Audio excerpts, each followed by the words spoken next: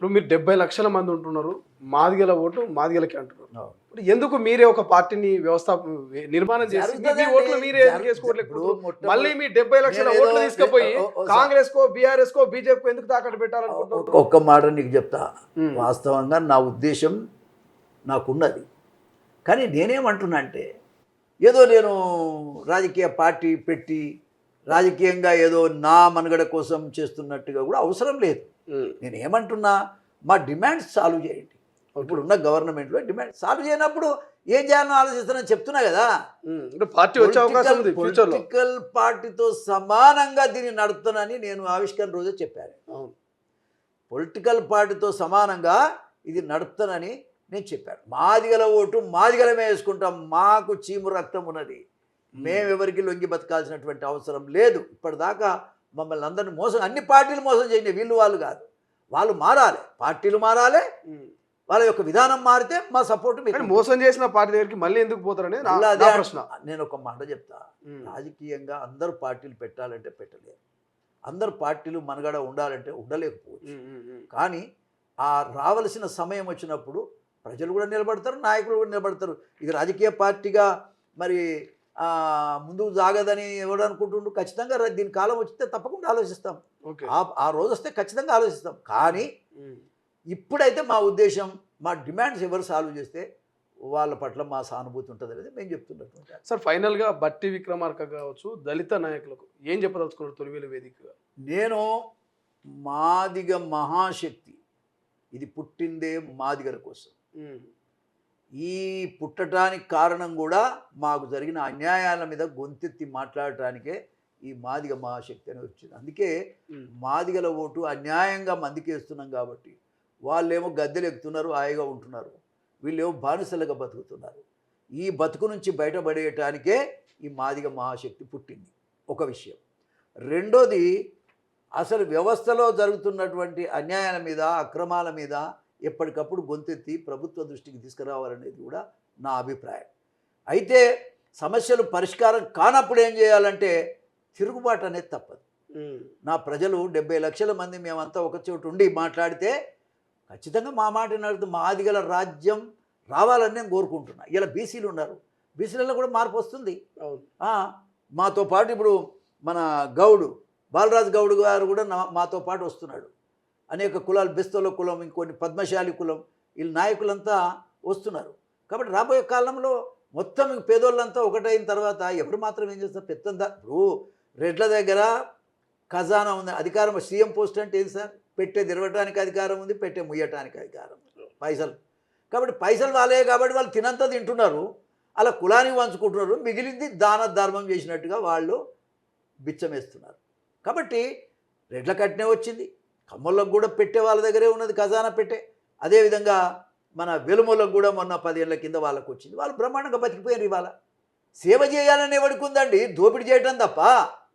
భూముల ధరలు పెరిగినట్టు భూములన్నీ ఇప్పుడు వాళ్ళ ఆధీనంలోనే ఉన్నాయి.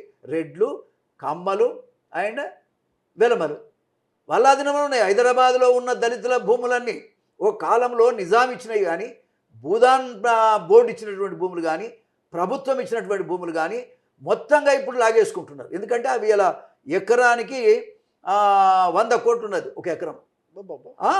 ఇక్కడ గౌలి దొడ్డి అని ఒకటి దొడ్డి అంట, అక్కడ 20 ఎకరాల భూమి దళితులకు ఇచ్చారు, వాళ్ళు కబ్జా మీద ఉన్నారు. కానీ ఈ రాష్ట్రంలో ఉన్న బడా భూస్వాములంతా ఇప్పుడు ఆ భూములన్నీ లాగేసుకొని ఎకరానికి 100 కోట్లు ఉన్నటువంటి ఆ భూమిని లాగేసుకొని వాళ్ళందరినీ బయటకు పంపించే ప్రయత్నం చేస్తున్నారు. నానకరామగూడలో అట్లే ఉన్నది.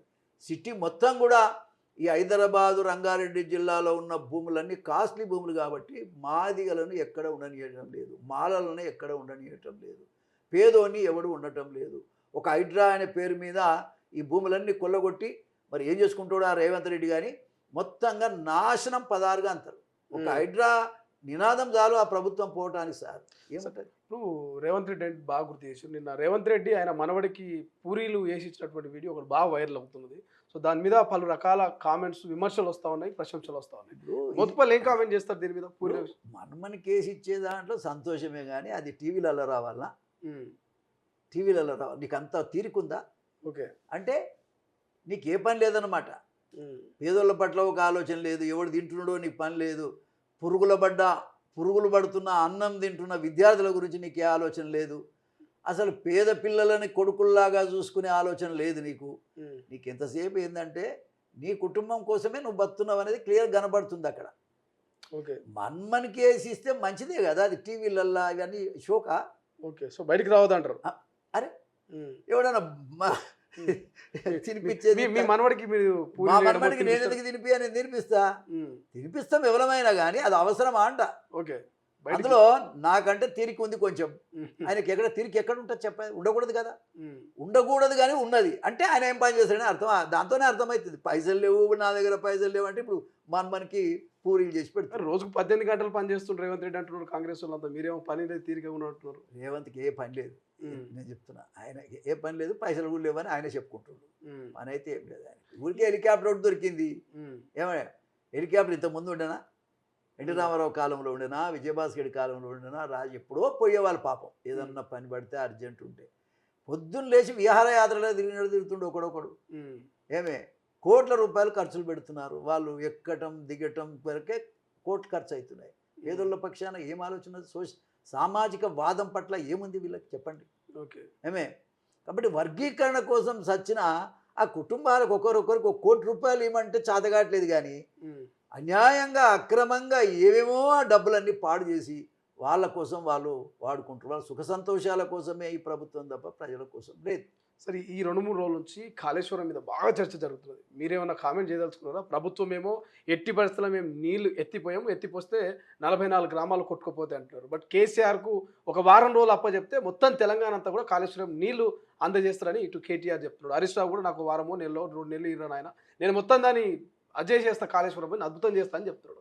ఏమైనా కామెంట్ చేస్తారా తిరిగి? ఇప్పుడు కాళేశ్వరం అనేటువంటిది ఒక పెద్ద ప్రాజెక్టు, అవునన్నా కాదన్నా.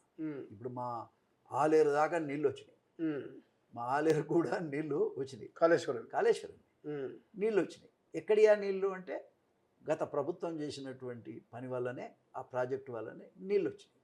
ఓకే, దాన్ని మనం కాదనలేము. కానీ ఎక్కడైతే లోటు ఏంటి మన పిల్లర్స్ కూలిపోయినాయో ఆ పిల్లలను సరి చేస్తే సరిపోద్ది అనేటువంటి అభిప్రాయం ఉంది. ఇంజనీర్లు కూడా చెప్తున్నారు, నాకు చాలామంది ఇంజనీర్లు తెలుసు, చెప్తున్నారు.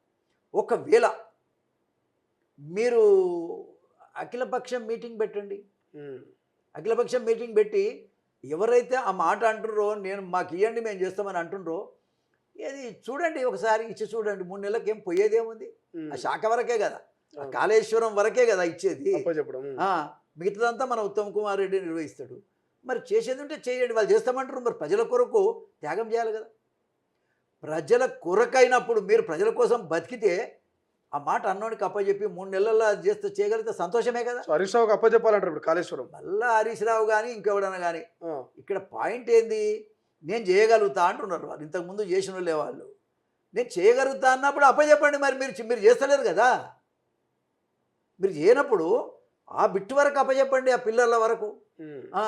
ఎదుటి చేస్తారు చూద్దాం, అది కూడా 3 నెలలు చేయకపోతే వాళ్ళు ఫెయిల్ అయ్యి నవ్వుల పాలు గారా. నవ్వుల పాలు చేయటం కూడా తెలివితో చేయాలి. ఇక్కడ కోట్లాది మంది ప్రజలను దృష్టిలో పెట్టుకొని మనం మాట్లాడాలి. వాళ్ళు కూడా అడగోలుగా మాట్లాడితే పనిష్మెంట్ ఏం చేయాలో చేయాలి. విన్నావా? కాబట్టి దాన్ని ఆ కుంగిపోయినంత వరకే బాధ్యత ఇవ్వండి. మొత్తం షాక్ ఇచ్చేది లేదు కదా సార్. డబ్బులు ఎన్ని కావాలో ఇవ్వండి, నష్టం ఏంటి? ఓకే, సమస్య సాల్వ్ అయిపోతుంది. సమస్య సాల్వ్ అవుతుందని చెప్తున్నారు కదా.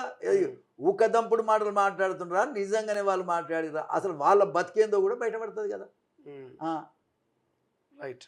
ఇంకా అయోధ్య గురించి బాగా చర్చ జరుగుతుంది సార్. మీరు అయోధ్యకు సంబంధించినటువంటి ఏదైతే రామ మందిర నిర్మాణం కావచ్చు, అప్పుడు పెద్దగా చాలా దేశవ్యాప్తంగా హడావిడి జరిగింది.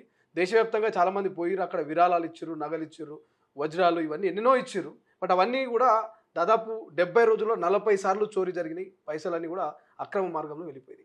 ఈ రామ మందిరం మీద ఏమైనా కామెంట్ చేస్తారా, అయోధ్య మీద?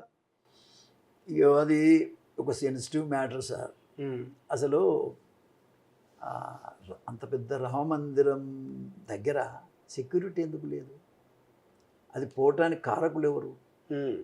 అది పోయిందంటే అందులో పనిచేసేటోడే ఎవడో చేయాలి. మరి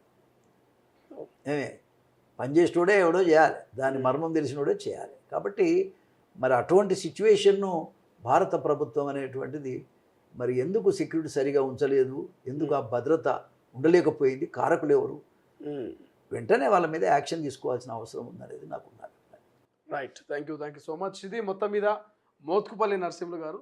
సో మాదిగ మహాశక్తిని ప్రజల్లోకి తీసుకుపోతున్నాం. 70 లక్షల మంది మాదిగల్ని ఐక్యం చేస్తూ మాదిగల ఓటు మాదిగలకి అన్నటువంటి నినాదంతో ముందుకెళ్తున్నాం. మేమెవరికి మద్దతు ఇస్తే వాళ్ళు రేపు అధికారంలోకి రాబోతున్నారు.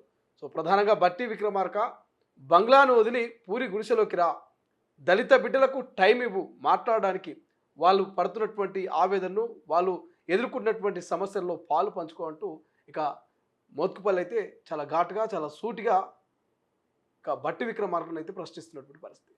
చూద్దాం ఏం జరుగుతుంది. మోత్కుపల్లి ప్రశ్నలకు బట్టి సమాధానం చెప్తారా?